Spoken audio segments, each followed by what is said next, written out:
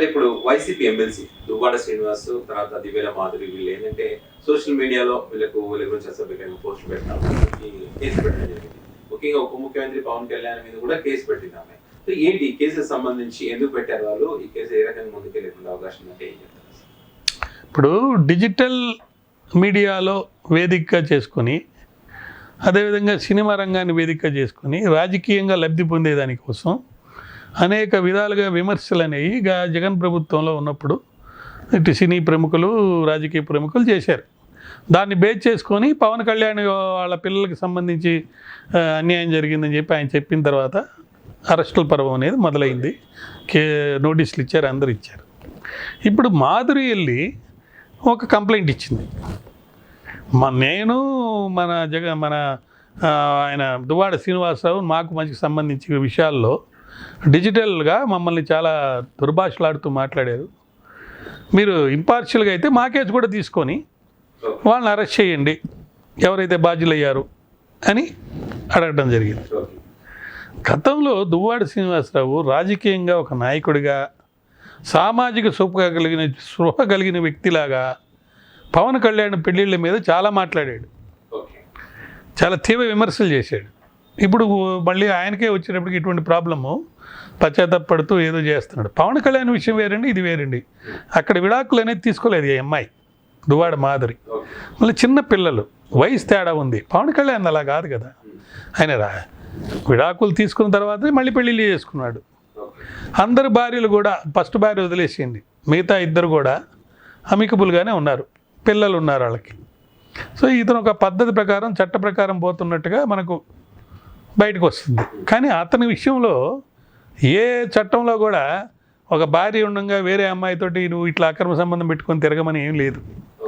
చాలా తప్పుగా దీన్ని ప్రచారం చేస్తున్నారు. ఎలాగంటే ఒక అనైతిక శారీరక సంబంధం అనేది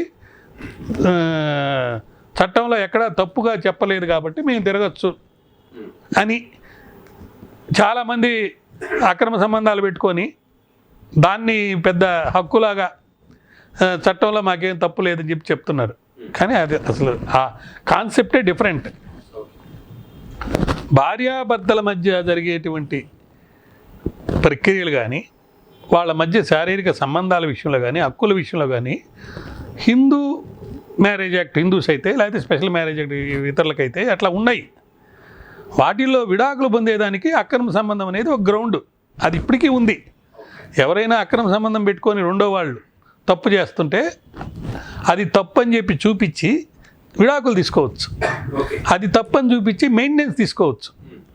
కానీ ఒక వ్యక్తికి కొన్ని సందర్భాల్లో ఏదో ఇంపల్షన్స్, ఫిజికల్ నీడ్స్ అయి ఉండొచ్చు, లేకపోతే భార్య దూరంగా ఉన్నప్పుడు అయి ఉండొచ్చు, లేకపోతే గత ప్రేమ ఉండొచ్చు, వేరే వ్యక్తితోటి భర్తకు కానీ భార్యకు కానీ ఏదైనా అక్రమ సంబంధం ఉంటే దాన్ని క్రిమినల్ చర్యలు తీసుకోవడానికి లేదు, శిక్ష పడేటట్టు చేయడానికి లేదు అని ఒక తీర్పు వచ్చింది. దాని ప్రకారం ఒక సెక్షన్ని రద్దు చేశారు. దాని మీద హ్యూ అండ్ క్రై ఉంది.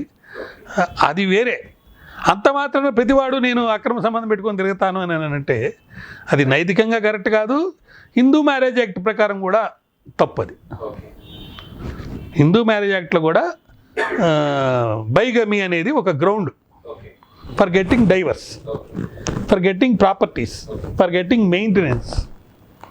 దీన్ని ఈ పర్టికులర్ కేసులో తప్పు కాదు కాబట్టి మేము తిరుగుతామని చెప్పి వీళ్ళిద్దరు చెప్పి తిరుగుతున్నట్టుగా మనకు తెలుస్తుంది.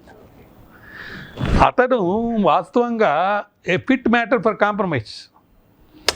ఆస్తిపాస్తుల విషయంలో కూడా గొడవలు వచ్చినాయి కాబట్టి ఆస్తిపాస్తుల్ని సరిచేసి, పిల్లల మీద ప్రేమ ఉంది కాబట్టి, ఆ అమ్మాయికి కూడా పిల్లలతోటి ప్రేమ ఉన్నట్టుగానే కనపడుతుంది కాబట్టి పిల్లలకు కావాల్సినటువంటి required love and affection, required properties ఇచ్చి అమికబుల్గా బయటికి రావచ్చు.